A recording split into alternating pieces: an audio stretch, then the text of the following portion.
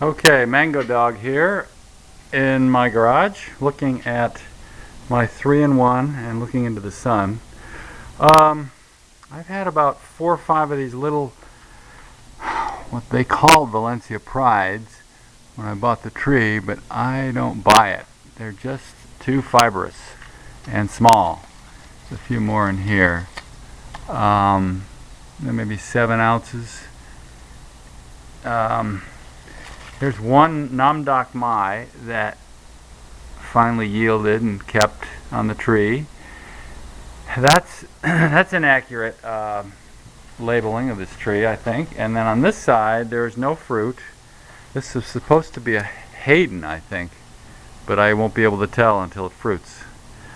Yeah, here you can see those alleged Valencia Prides, a few in there. Anyway, very fibrous, sweet, but fibrous. So we're going into the backyard from here. I tried to make a circuitous route that would be the most economical, and so here we have the kit. And as you can see, there's some nice fruit on that.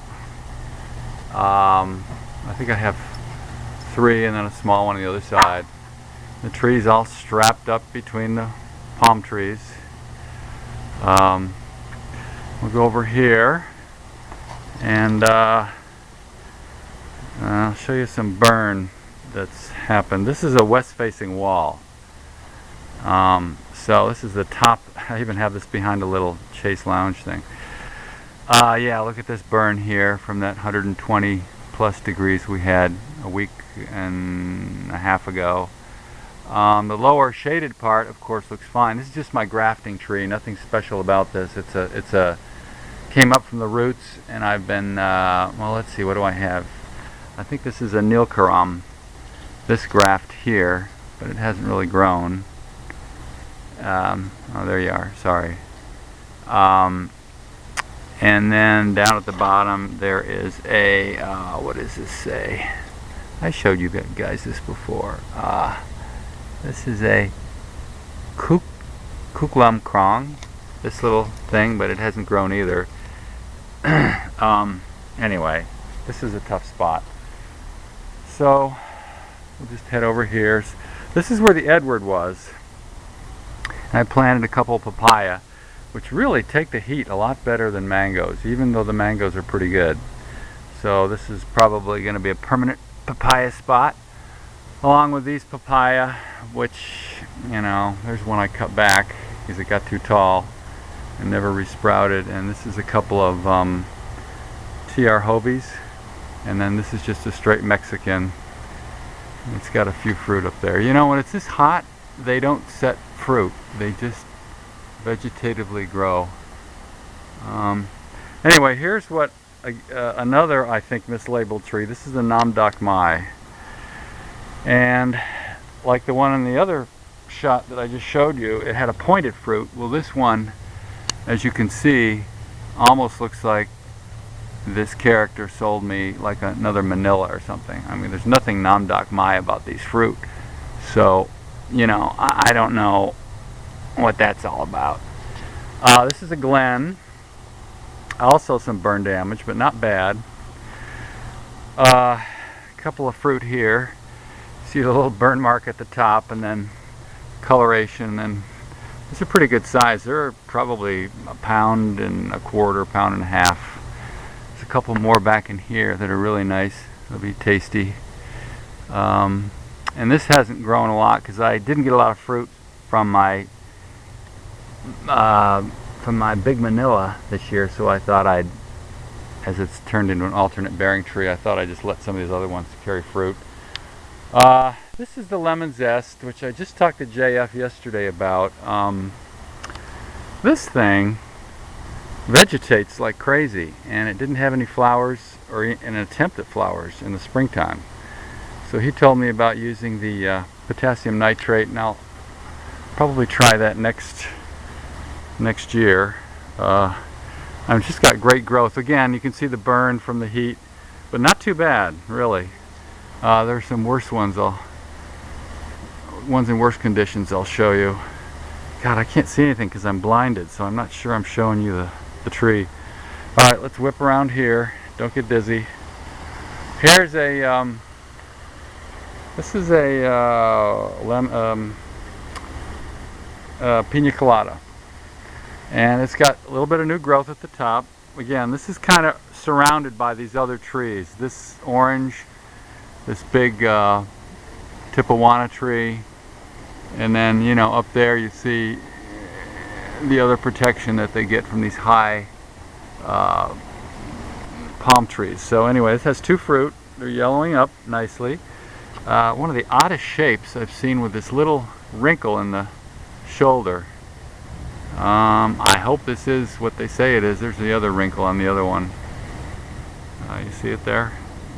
I hope this is a whatever I just said it was, pina colada. Over here is a glen, which I messed up on the sprinkling system, and it was shut off for like 4 weeks, and the whole tree, I just wondered why it dropped all its fruit, except one. And now that I set that back up, we have some new growth, but as you can see, there's some burn damage here from that 120, and it's just kind of flopping all over the place. There is one fruit, however, which miraculously is holding. I don't know how with that damage. Only a third or half of the stem is holding this fruit, but it will make it to eating, I guess. Oh, there it is. Sorry. And again, I can't see because this early morning sun kind of blinds me. All right, so let's walk over to show you the Maha Chinooks.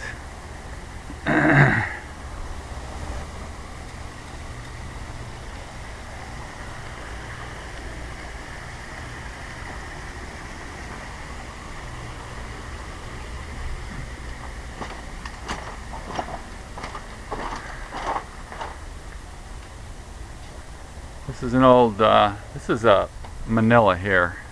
It's an old grafting tree that I have the worst luck on. So it was big, and I keep chopping it back and grafting, and they keep failing. So I don't know. There is one that took here. What is it? Oh, Harvest Moon. And it took, but then this heat, I don't know. It just looks really cooked. Anyway, let's go over to the Maha.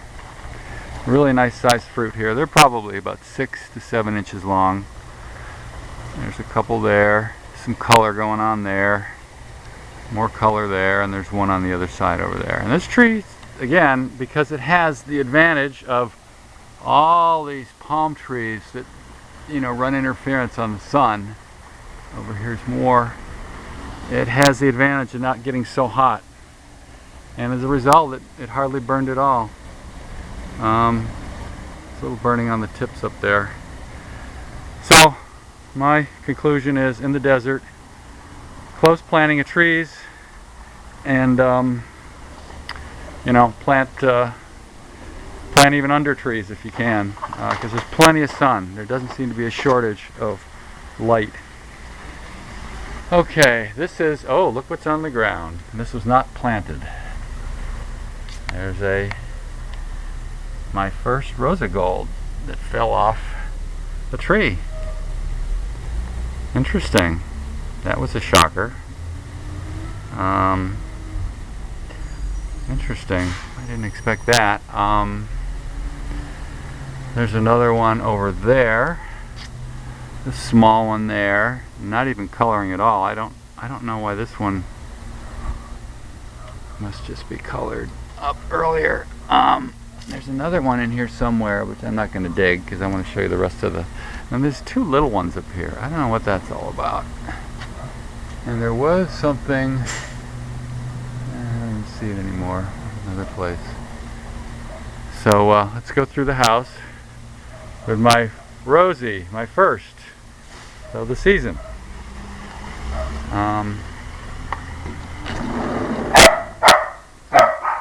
The dogs are. Oh, hold on. I gotta let the housekeeper in. Hi. Hi. I'm shooting a video, so...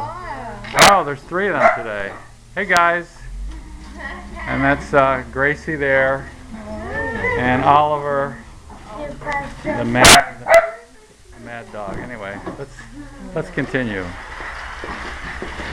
Again, I had a nice short route plan, but life impinged. So let's go out to the front. This is the Pickering, which I just let vegetate. Pulled all the little ones off. It suffered some damage. You can see it right there. But then again, this is shaded. There's some trees and a big overhang. This is the shocking thing I want to show you guys. Here's the Shokanon that I transplanted last year, and it's actually flowering, and it's got some little mangoes on there. So I don't know, you know, miracle mango, I don't know what that means, but you know, flowering and fruiting in July is just crazy. So we'll see if they hold. Okay. Let's go to the front.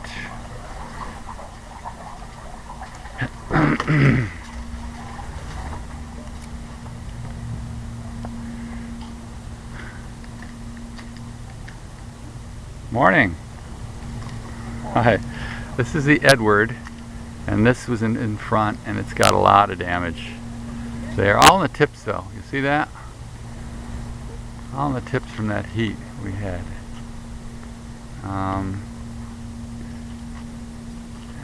You can see some back there.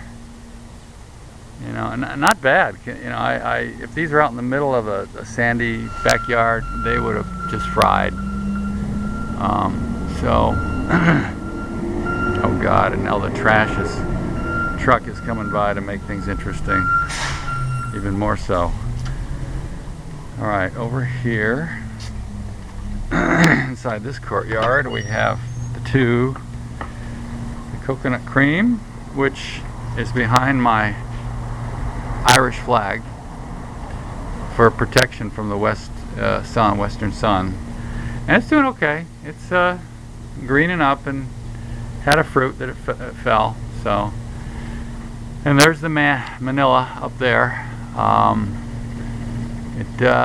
tell you, these things they get big and they seem to really self-protect pretty well. I didn't see other than like 4 leaves that were burned on this whole big tree. And a couple other spots to show you, and we'll be done. This one got hit pretty hard. My Edward that I transplanted from the west-facing wall in the backyard to the front. This spot's a little more exposed. You can see the burn damage there on the outside.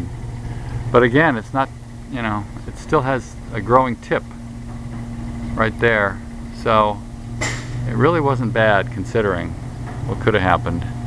And then I managed to cover this up before I left on my trip to Wales and Scotland. But you can see there's some, can you guys see through the netting? There's some burn damage there and little nips here and there. But you can see the new sprouts are coming back already.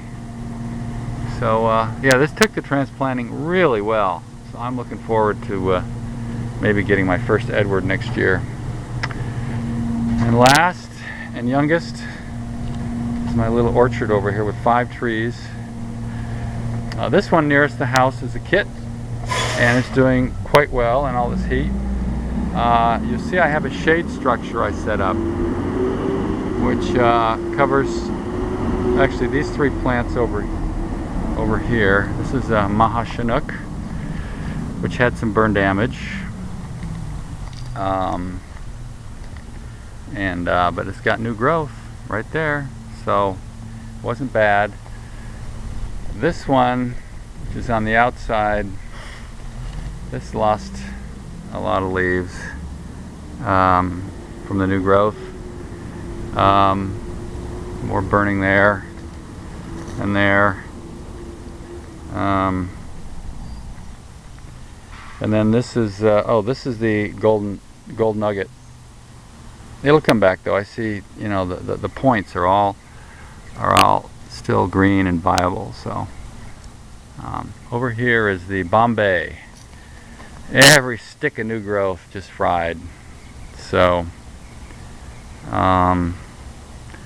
but I think it'll come back. It didn't burn any of the main older leaves or any of that stuff. And finally, back here, not covered, is the Valencia Pride, my second one. You know, there's that grafted one, which I'm not sure is that variety, but this one I think is. And it's got a lot of new growth up there. And some burning, but you know, again, pretty minimal for what can happen. So I don't feel I did a very good video, but that's all. Thanks, guys.